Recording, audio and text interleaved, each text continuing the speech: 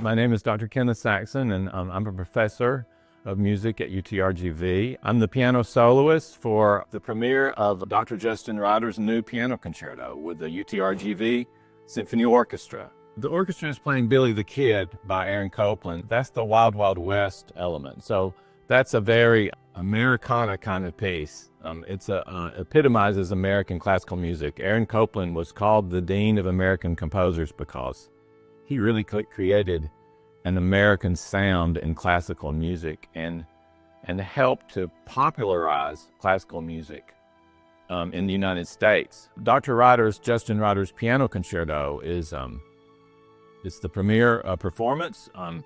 Some of the ink is just almost still wet on the page as we're getting it ready. That's one of the elements of the concert, along with the Wild Wild West, which is Billy the Kid by Aaron Copland. Clearly, it's a brand new piano concerto, so it has modern elements.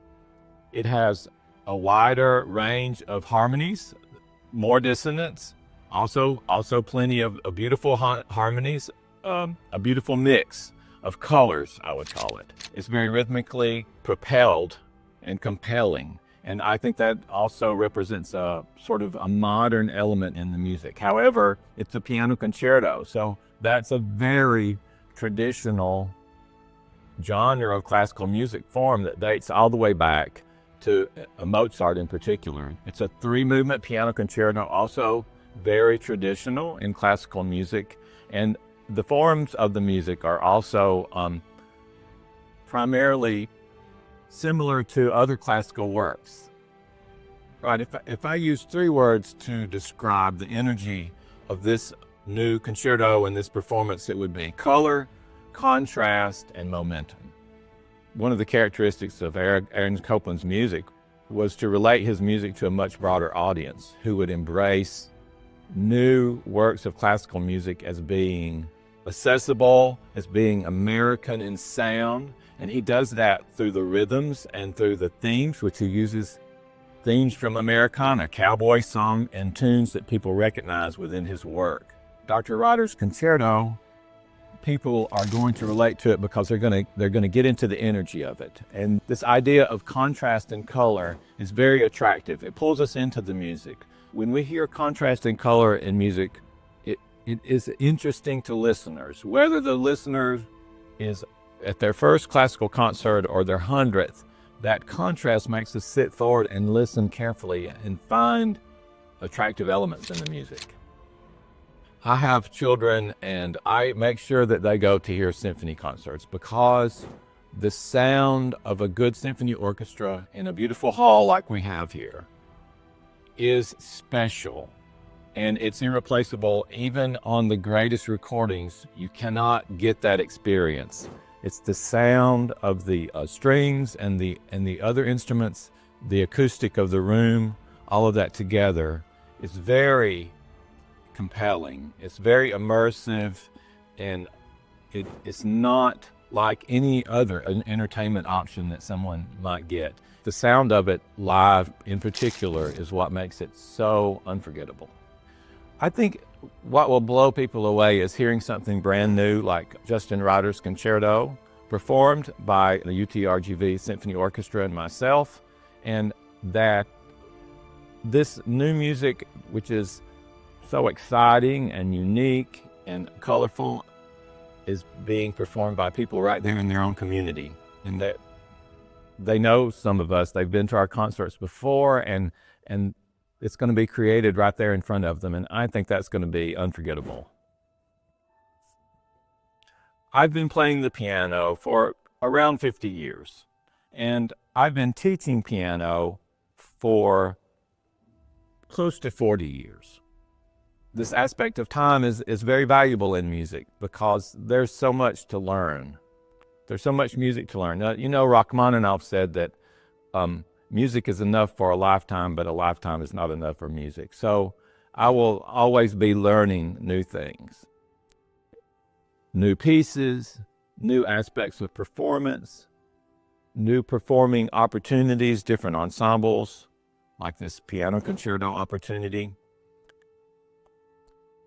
But what adds a completely new dimension to it is the teaching aspect.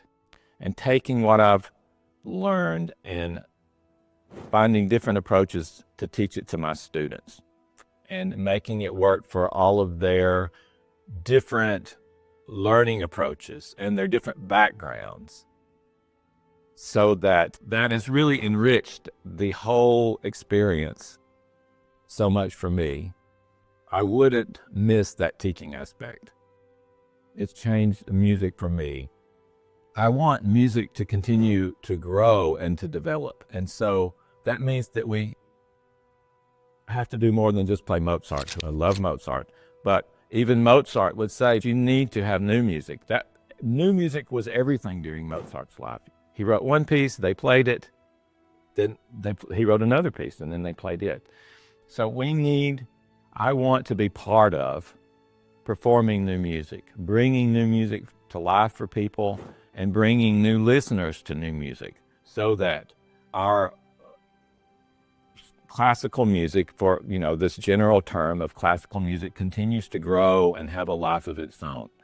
And I think in many ways it does. Many of the instruments and students and studios at our university are regularly performing new pieces because composers are writing them for them. And so I want to be a part of that, and that makes it very special. Playing a world premiere is a once-in-a-lifetime thing, and so I'm very fortunate to have had that opportunity a few times, but this is a very special one. That's a large ensemble. A piano concerto is a special opportunity for the pianist, and this is my first world premiere in this situation, and that makes it special for me. I love all kinds of music, and I don't just love classical music, and I came to classical music from every sort of music. Mozart is the king of the piano concerto. He wrote 27, and he would love Justin's piece because it has the thing that makes Mozart's piano concertos special. It has a lively interaction between the orchestra and the piano, a very lively and colorful contrast between the two, and he would really dig that. Yeah, he would find some elements of his pieces in that continued dialogue between piano and orchestra. Well, my experience is when I miss a live performance that I had hoped to go to, I am always sorry. I'm always sorry. It only happens one time. The world premiere of Justin Ryder's piano concerto will only happen one time. This concert where it is featured along with Aaron Copland's Billy the Kid, it will only happen one time. It'll be a special moment in the entire world. This hall, these performers, this music. It can only be experienced live. It can't be experienced any other way. Even if you had a recording, the live is gone. And so you have to be there for that. If you don't, you're missing something. And it's not something that you can have back. So that's the reason we need to be at these live things. They take our time. It takes our time to go to a live performance. But it's one of the ways we should be using our time, because it's a very valuable experience.